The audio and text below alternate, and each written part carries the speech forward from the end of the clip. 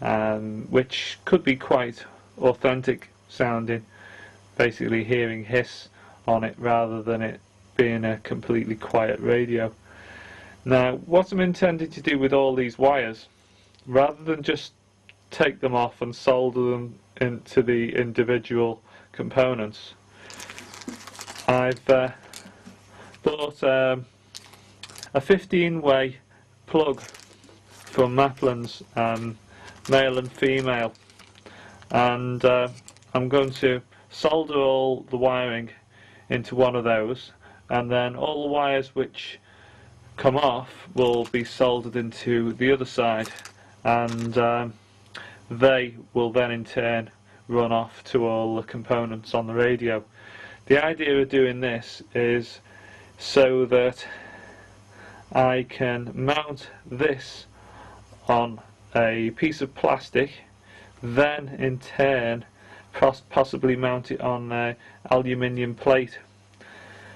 And what I'll do is I'll drill 2 holes in the rear, and I'll basically be able to screw the aluminium plate inside the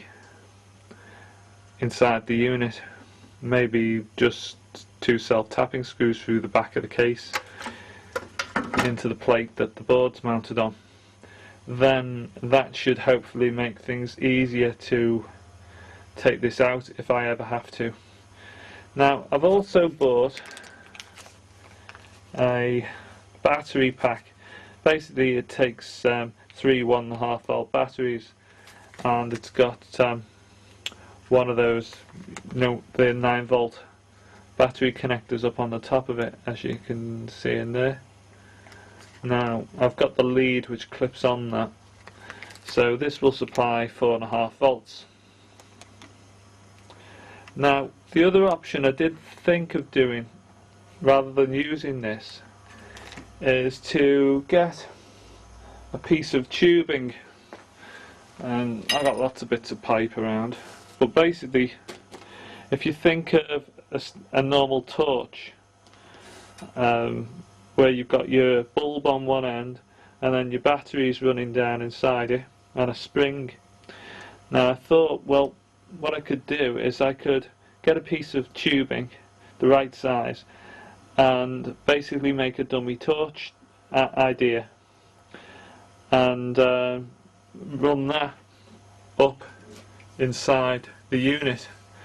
Then basically you just flip the bottom open and maybe turn, well, a quarter turn a cap, and all the batteries would just slide out of the tube. I thought that could be sort of quite militaristic, authentic in some ways. Anyway, that's progress up to now. Things always start to look worse before they get better.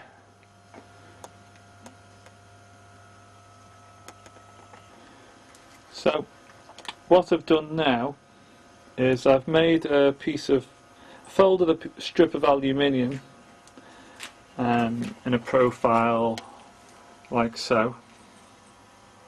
It's about 25 centimeters long, the aluminium strip. And basically the idea is I'll slip this inside the casing on the back panel of the casing, and I'll drill 2 holes in the back of the casing first, place this in, and then I'll use a marker pen to mark the 2 holes through the back of the case.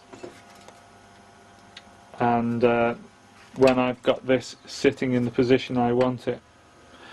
Now, yeah, so what I've done is as I said I was going to do, I've mounted the 15 pin plug here, and you can basically disconnect the 2 sides now. It does, trust me.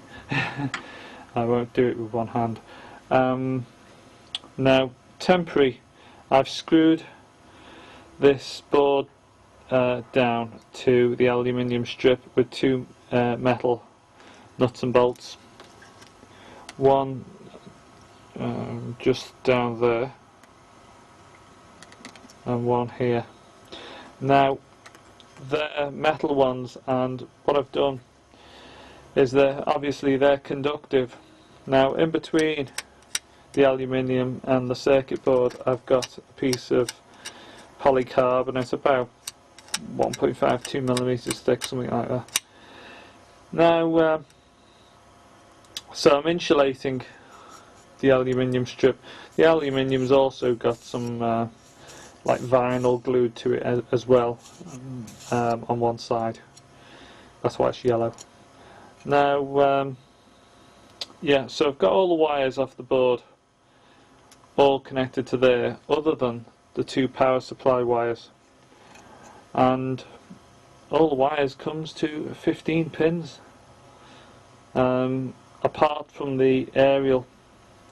Now the aerial at the moment, I've just put some insulation tape around there to insulate it, to stop it touching this metal here, the aluminium. Now what I might do is, I've got a couple of options here. I can either unsolder this aluminium, this aerial, and solder a wire from here over to this connector here, to this plug here, or socket I should say. And if I leave these screws as they are, they're actually screwed into the negative of the circuit board. They're conductive. The negative runs around most of the circuit board, the large panels, and I've checked it over. The negative's also on this casing of this radio component here. There's obviously this is the screen, you see. So the negative is the screen. It's like CB radios and so on.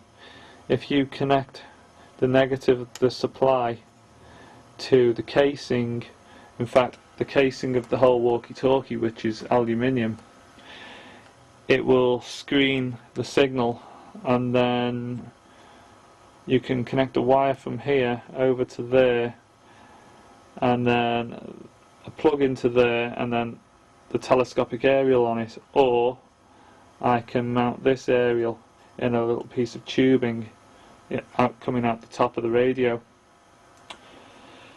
Yeah, so basically I might get away with moving the aerial up to the top so that it's not transmitting inside the case. Now if I want to leave this aerial here, what I'd have to do is I'd have to use nylon screws there and insulate it from the casing of the radio, so that the casing doesn't become a screen to the signal. Hope that makes sense. Yeah, so it's coming there. It's getting there, I should say. I might put a little bit of lacing around the wires here to make it look neat. I don't know. I'll have a think on that. Yeah, so that's it at the moment. Okay, I've got all the parts soldered up now. The only thing I have just spotted is I've wired the two outer wires on my pot the wrong way around, which means as soon as I turn it on it's at full volume, and then as I turn the dial across it goes low in volume. So it appears to function. I don't like this little microphone, to be honest with you. I'm thinking about soldering a larger one on, but it does appear to be working. So if I just turn this on,